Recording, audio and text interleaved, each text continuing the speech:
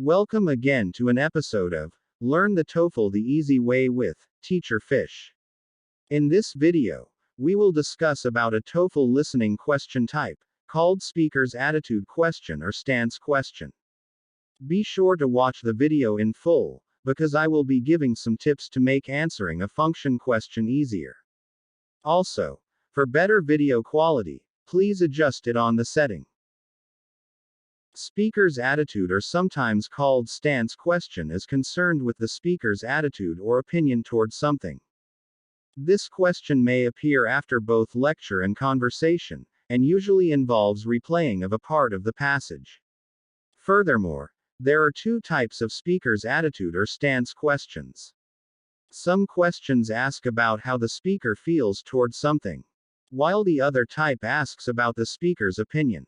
It may ask about the speaker's degree of certainty, or what a speaker thinks or implies about a topic. Having mentioned the two types of speaker's attitude or stance question, let us now see how they may look like on the test. When asking about one of the speaker's feelings, it can be a regular question or a replay. They may appear on the test like these. What is the professor's attitude toward X? What is the professor's opinion of X? What does the woman mean when she says this? Replay. On the other hand, when asking about a speaker's opinion, it can either be a regular or a replay question as well. However, they may look on the test like these. What can be inferred about the student? What can be inferred from the student when she says this? Replay. What does the professor imply about the student's paper? Now, it is again time to learn some strategies in answering a speaker's attitude or stance question. Pay attention, because the tips that I am giving will surely make answering this question type easier. The first is, listen carefully to the speaker's tone of voice.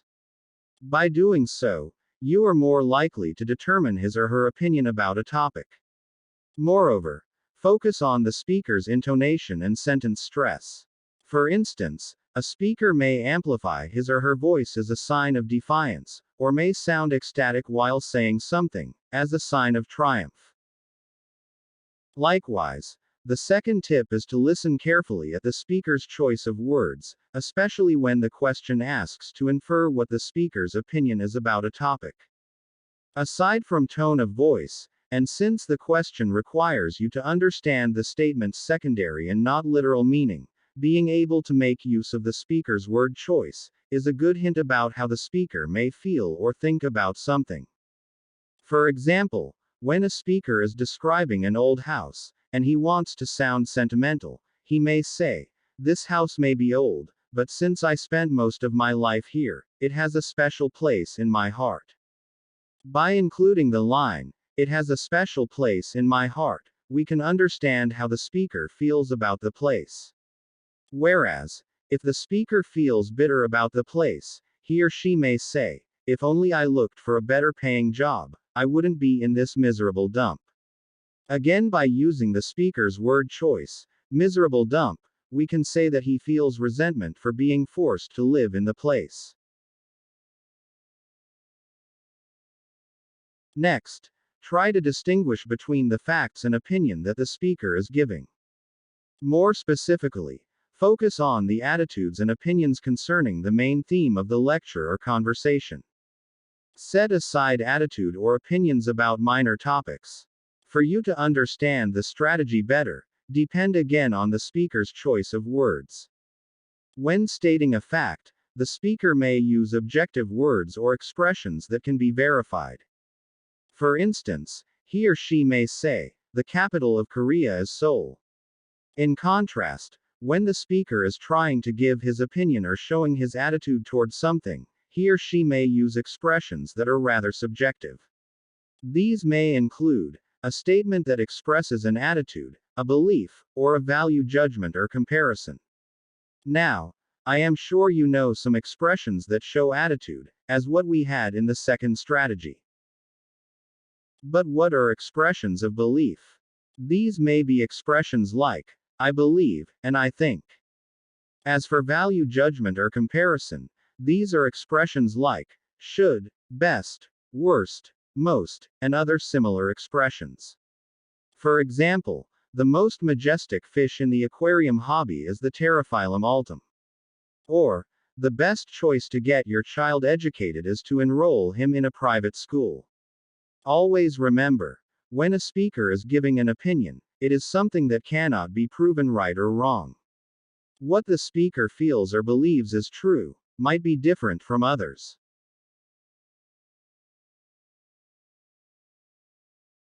On to our next strategy. It is to read between the lines. This technique is identical with the one we learned when we discussed about function question. Remember again that you should not always take what the speaker is saying or asking literally. When answering a function question, always keep in mind two things: what is the speaker implying, and what the purpose of the speaker's line is. There are two ways to determine this. One is by using the surrounding statements and connect them with the topic being asked.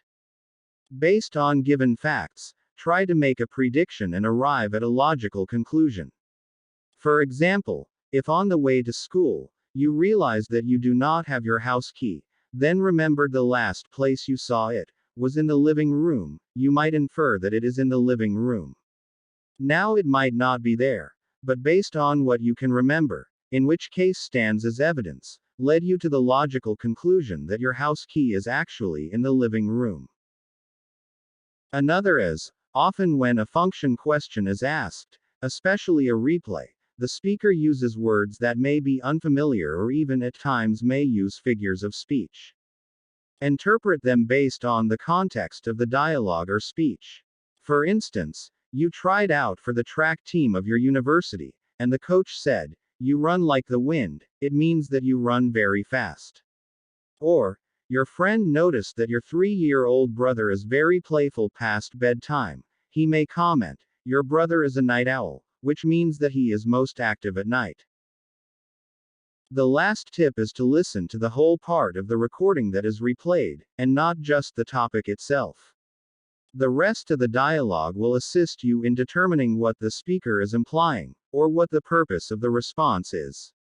It is rather important to do this, because remember, some function questions, when replay involved, may ask a question about a specific piece of information or even a single word.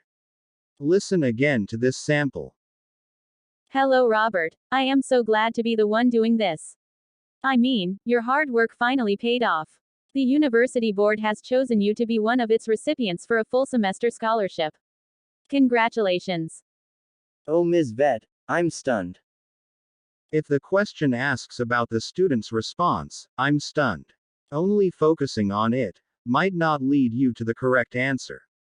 However, if you also paid attention to the professor's lines, it would be easier to come up with a logical conclusion that the student was actually in shock for receiving a scholarship from the university. Again, it is now time for us to check your understanding of the strategies for a speaker's attitude or stance question, and see how you'd use your newly learned skills into practice.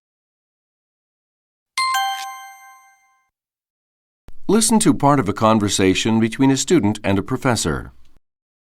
Professor Reed, may I have a word with you, please? Of course, David. What would you like to speak to me about? I'm here about the paper you just handed back today. I'm not too happy about my grade, so I was wondering what I could do to improve my work. Okay. First of all, a B isn't a bad grade at all. Yes, I know, but I'm used to getting all A's. And, well, I'm not the kind of person to settle just for good grades. I want to get the best grades possible. That's a kind of attitude I like to see in my students. Okay, as I recall, the main problem with your paper was that there were too many small mistakes. You had several grammatical mistakes and a few misspellings. You just shouldn't make those kinds of errors. But this is an economics class, not an English class. Why should grammar and spelling be important in economics? David, you need to be able to present your ideas in clear and proper English. If you don't, no one will take you seriously. That's why grammar and spelling are crucial in any topic. Oh, and you also need to add footnotes. Footnotes? Oh, you mean that I should cite my sources? Precisely. I need to know where you're getting your facts from. If you do those things, I'm positive that your next paper will be an A. Format 1. What is the professor's opinion of the student's paper? Choice A. Best describes the professor's opinion about the student's paper. She says, "Okay, first of all, B isn't a bad grade at all." Then she states, "As I recall, the main problem with your paper was that there were too many small mistakes." So from these lines, we can say that the professor thinks the student's paper was not bad, but could have been better. Choices B, C, and D do not reflect the professor's opinion. And so, we have reached the end of our lesson video about another TOEFL listening question type, speaker's attitude or stance question. I hope that after watching the video, you now find the question easier to answer. If you have comments, suggestions, and feedback, please leave them on the comment section, and I will do my best to answer them as fast as I can. Also, please do not forget to press like, subscribe, and turn on the notification bell, so that you'd be informed every time I upload a new video. And always remember, the TOEFL is not difficult, if you know what to do. With that, see you again on the next episode of Learn the TOEFL the Easy Way with Teacher Fish.